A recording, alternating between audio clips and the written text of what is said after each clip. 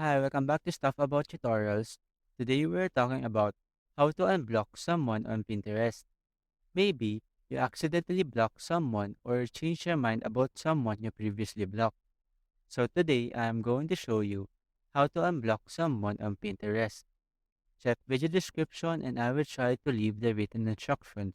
So let's start. First, open your Pinterest application and log into your account. Once you're logged in, go to the profile of the account that you want to unblock. You can do this by typing their account name in the search bar. Once you are on their profile page, you can either tap on this three dots icon at the right side of the screen and tap on this unblock option.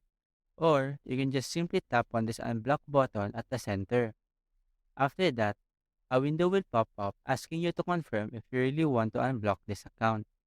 If you are sure, tap on this unblock button. After that, you now have successfully unblocked this account on Pinterest.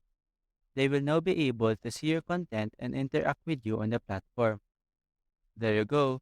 If you wanted to know how to unblock someone on Pinterest, that is the easiest way I know how. If you know another way to unblock someone on Pinterest, leave a comment below. Also, be sure to subscribe for more videos.